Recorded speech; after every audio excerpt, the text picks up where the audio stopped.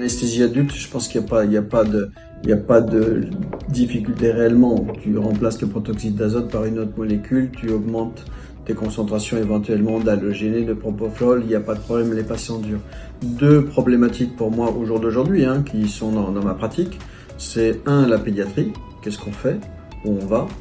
Et deuxièmement, un secteur un petit peu à part des plateaux techniques, c'est la maternité et l'utilisation du protoxyde d'azote par les sages-femmes de ce médicament qui a des propriétés antalgiques utilisées depuis de nombreuses années et qui pourrait poser des problèmes d'organisation ou de gestion de la douleur chez les parturientes. Anesthésie pédiatrique, il y a un effet deuxième gaz, il y a un effet potentiodilateur avec une amélioration des conditions d'induction chez les enfants qui sont indéniables, là on est d'accord. On a des effets potentiodilateurs de la MAC sur l'isoflurane, 40%, la lotane, un petit peu moins avec le sévoflurane et le desflurane, autour de 20%. Et on peut tout simplement baisser ou arrêter d'utiliser le protoxyde d'azote en utilisant plus de gaz à la place. Oui, c'est faisable. La problématique, c'est est-ce qu'on veut le faire, est-ce qu'on va pouvoir le faire, parce qu'on a été éduqué, parce qu'on a été formé, et parce qu'on a aussi du mal à changer nos vieilles pratiques. En maternité, par exemple, le Calinox pourrait représenter une alternative.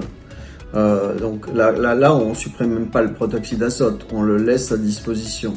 Là où il y a un gain éventuellement, c'est dans la construction, on a des substances des choses plus fonctionnelles.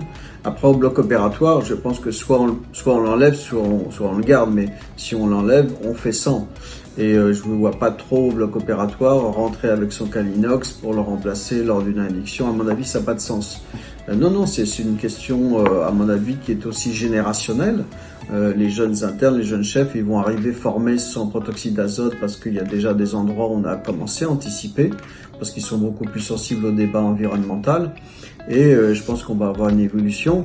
Et puis si demain, on a connu ça avec le Covid, une fois qu'on a des masques, on a une telle molécule, on a du propofol, on en a plus, on a du thiopental. Je pense que si demain on arrête le protoxyde d'azote, on fera comme on a toujours fait, on s'adaptera, on gérera différemment.